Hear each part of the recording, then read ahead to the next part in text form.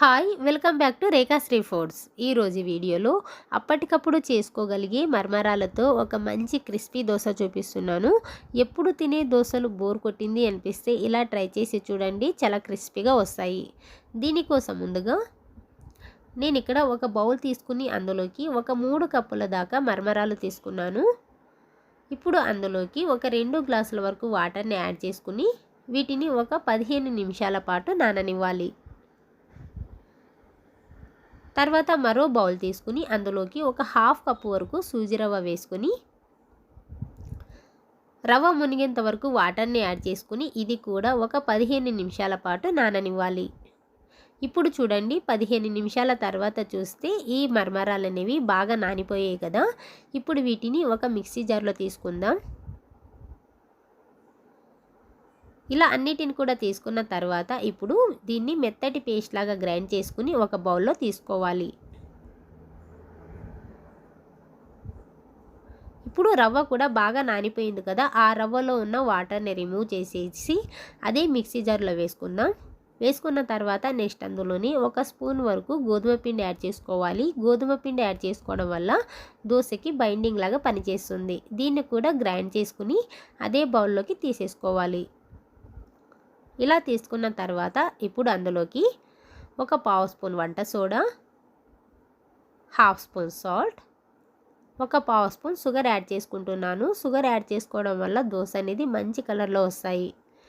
ఇది అంతా కూడా బాగా కలుపుకోవాలి. ఇలా కలుపుకున్న తర్వాత ఇందులోకి కొద్దిగా వాటర్ని యాడ్ చేసుకోండి. అంటే రెగ్యులర్గా వేసుకునే దోశ బ్యాటర్ ఎలాగైతే ఉంటుందో ఆ మాత్రం ఉంటే సరిపోతుంది.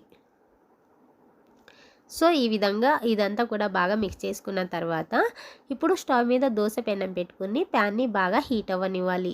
ప్యాన్ బాగా హీట్ అయిన తర్వాత పైనుంచి కొంచెం వాటర్ని స్ప్రింకిల్ చేసుకుని ఒక టిష్యూతో క్లీన్ చేసుకోండి. ఇలా క్లీన్ చేసుకున్న తర్వాత మంటని మీడియం ఫ్లేమ్లోకి అడ్జస్ట్ చేసేసుకుని ఒక గరిట దాకా దోశ బ్యాటర్ని వేసుకుని మనకు ఎంత పల్చగా కావాలో అంత పల్చగా దోశని వేసుకోవాలి.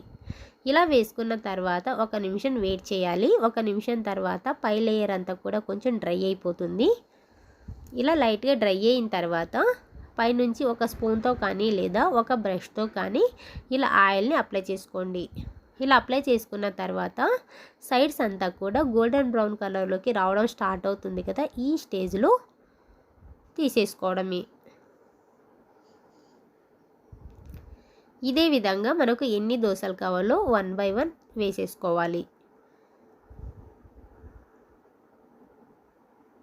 మనకు దోశ అనేది ఇంకా కొంచెం ఎక్స్ట్రా క్రిస్పీగా రావాలి అంటే ఇది అంతా కూడా గోల్డెన్ బ్రౌన్ కలర్ అనేది మొత్తం కూడా ఇంకా కొంచెం ఎక్కువగా వచ్చేలాగా కాల్చుకోవాలి. చూడండి, ఇలా గోల్డెన్ బ్రౌన్ కలర్ అనేది దోశ మొత్తం వచ్చిన తర్వాత టర్న్ చేసుకోండి. చూడండి, చూస్తూనే తెలుస్తుంది కదా ఎంత క్రిస్పీగా వచ్చిందో. అంతే, చాలా ఈజీగా ఒక 10-15 నిమిషాల్లో చేసేసుకోవచ్చు. ఈ రెసిపీ కనుక నచ్చినట్టయితే లైక్ చేయండి, షేర్ చేసి మరిన్ని వీడియోస్ కోసం రేఖాశ్రీ ఫుడ్ ఛానల్ని సబ్స్క్రైబ్ చేసుకోండి. పక్కనే ఉన్న బెల్ ఐకాన్ని కూడా యాక్టివేట్ చేసుకున్నట్లయితే నేను పెట్టే ప్రతి వీడియో నోటిఫికేషన్ మీకు వస్తూనే ఉంటాయి. Thank you for watching.